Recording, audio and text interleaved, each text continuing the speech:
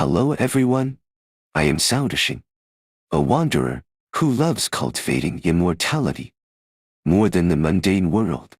Recently, many people have asked me how to cultivate. Some believe that cultivation is about cultivating the mind, letting things happen naturally, and that fate will bring the right opportunities. They think that everyone has their destiny, and the opportunities for cultivation are part of that destiny. Saudashing can only say that this idea is too naive. If you truly want to cultivate, such a mindset is equivalent to ruining your future. Everyone has their destiny, meaning that a person's fate has a fixed trajectory, and destiny's gears turn where they will. However, destiny does not include encountering opportunities and true cultivation. Why? Because destiny is the fate of ordinary people, describing how an ordinary person will spend their life.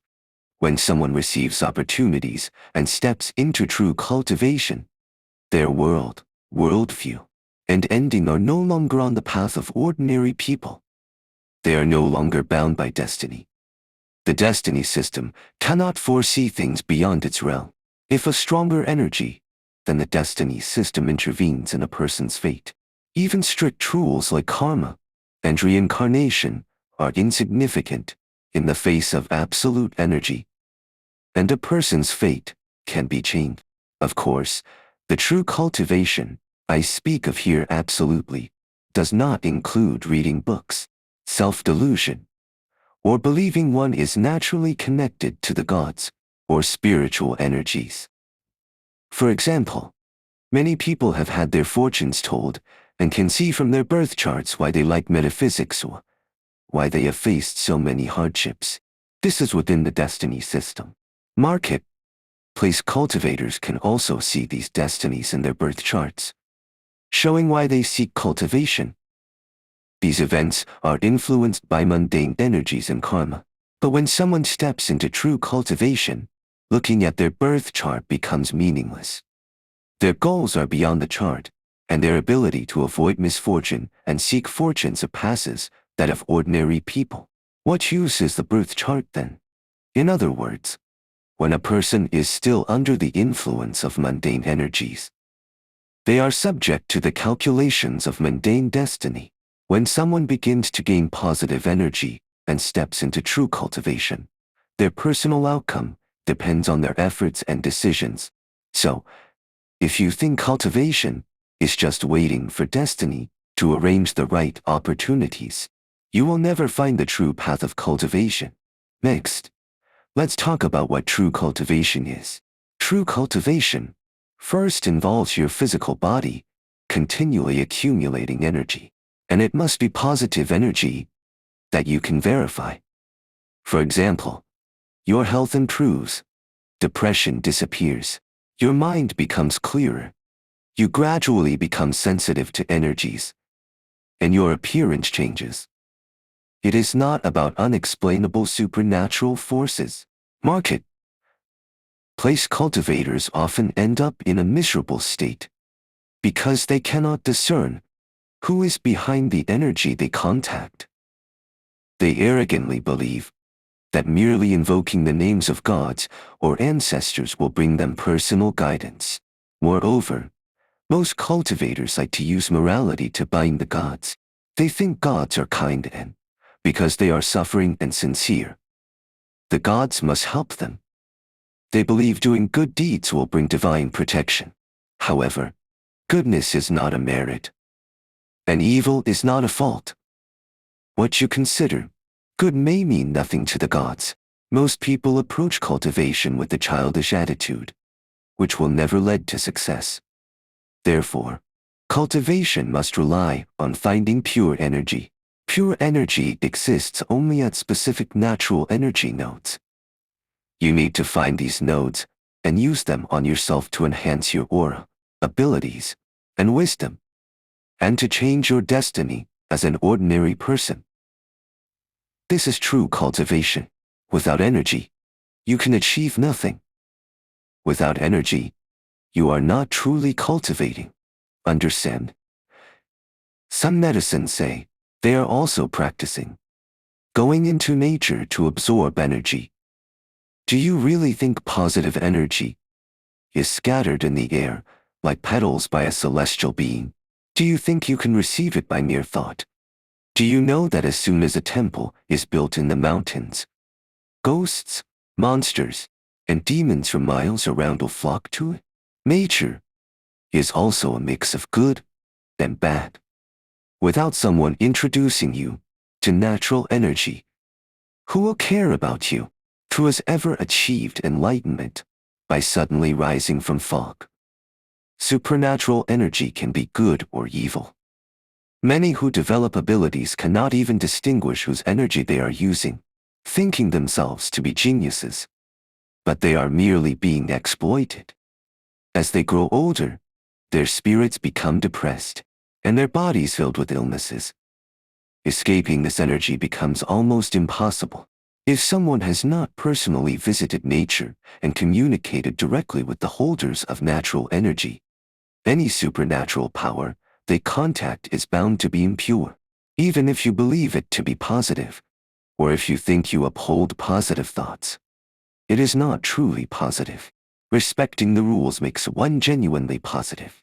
Trying to bypass the rules and free let off nature will result in rejection. Or worse, when many people discuss cultivation with me, they think it is just about cultivation. Nowadays, most cultivators only talk about cultivation, ignoring other aspects, and without looking at practical results. They focus solely on mental attitudes, which is a serious mistake in cultivation methods. Does cultivation work? Yes, but not in the way many think. Cultivation is about stabilizing the mind and preventing the leakage of true energy, like keeping water in a cup steady and pure. But now, you don't even have a bit of pure water. All you have is a cup of turbid mundane water. What good is it to stabilize the cup? Why do so many cultivators end up worse off?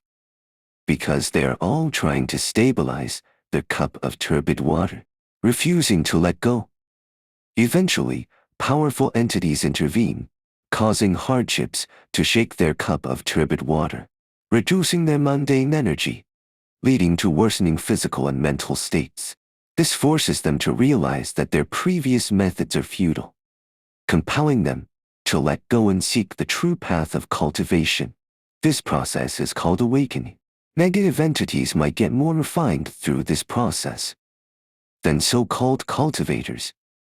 If cultivation does not first enhance oneself with positive energy, but instead suppresses human nature, it reduces a person's vitality, making them akin to the dying, attracting even more ghosts. Think about why Taoist priests give off a cold or even eerie feeling. True cultivation means that after a practitioner finds the right path and gains positive energy, they can cultivate their mind and preserve their energy, which is just a way of maintaining what they have seen, heard, thought, and learned on the path. Earlier practitioners could not fully disclose the rules of cultivation, so they shared the attitude of cultivating the mind and living simply. But people took this as a method of cultivation, believing that adopting the same mindset was equivalent to finding the right path. One is the experiences on the journey, while the other is delusions before even reaching the starting point. The latter has not taken a single step, but speaks grandly of the scenery along the way, which is utterly absurd. Therefore, before cultivating the mind, it is more important to first access energy. It is your determination, courage, and action to step through the door. Without positive energy, no matter how high your thoughts are, you will still end up as a ghost. Many people, even those truly destined to cultivate, and even with good foundations, find their greatest enemy before stepping onto the right path is their self. Perceived understanding gained from worldly experiences. Today they talk about what they have realized, tomorrow about something else, then use this self-derived logic to criticize everything around them. They have not seen the true path, but always think they are right. The more a cultivator pursues the true path, the more thoughts they generate, ultimately hindering their search for the real way. They use their minds to justify themselves, and no longer seek to practice or verify. Therefore, always remember, no matter how powerful a person is, they are still insignificant before nature, and even more powerless against destiny and reincarnation. No matter how good your foundation is, without seizing the opportunity for cultivation, you are nothing. Let's talk about enlightenment. True enlightenment cannot be achieved without the assistance of pure energy. Only pure energy can cleanse the mundane impurities from a person, allowing them to see their true nature, elevate their spiritual consciousness, and give them a broader perspective to understand the world. Otherwise, relying solely on understanding book concepts, on what is seen and heard in the mundane world, and on being filled with mundane energy, enlightenment is impossible. Enlightenment is knowing. It is not something you can just know because you want to. It is something you are allowed to know. For the great beings in the spiritual realm, human cultivators are like blind men feeling an elephant, never having truly seen the elephant. Each makes wildly different guesses, each confident in their own. To see the elephant clearly, you must first remove the fog before your eyes. Some may ask, isn't the pain and suffering of the mundane world meant to awaken people? Yes, it is meant to awaken you, but only to awaken you from the mundane world, to force you to find the true path of cultivation through pain, not to come to a bunch of conclusions. Then delude yourself, become complacent, and think you've awakened, and stop moving forward. Before you step through the right door, all your countless insights are meaningless. You haven't even touched the true path, so talking more is just empty talk. Only by first encountering true energy can you touch true things and gain true knowledge through practice. Viewers from Hong Kong might want to rebut, thinking, how can I, an upholder, dare to arrogantly deny so many masters and cultivators? All roads led to Rome. So why is what you say correct? Some might say, Cao Dexing in Shanghai is pursuing money. Clearly not a true cultivator. A true cultivator should return to the mountains, where purity can give rise to true energy, and sincerity can attract divine fate. Gods will naturally come to protect. Cao Dexing can only say you can go to the mountains to wait for fate. You can return to purity. You can read classical books. You can listen to masters' teachings. You can believe that through wisdom and enlightenment, you can ascend. Believe that gods must be kind. Believe that cultivation is about receiving without giving. Use any thoughts to fill your understanding of cultivation, and cultivate by yourself. But let's see if you can seize the opportunity to rise. As for Cao Dexing, my IP is in Beijing. Some may ask if people in major cities like Beijing, Shanghai, and Guangzhou have karma and can't cultivate. Although this is the capital, people come from all over the country, and those with connections also come from all over to meet. People are not just online, and seeking fate cannot only be online, right? This principle is easy to understand. The rain does not moisten grass without roots, and the Tao does not pass on to those without fate. I don't care what people without fate think of me, nor will I give it a second glance. However, there is a way to verify, whether you want to or not.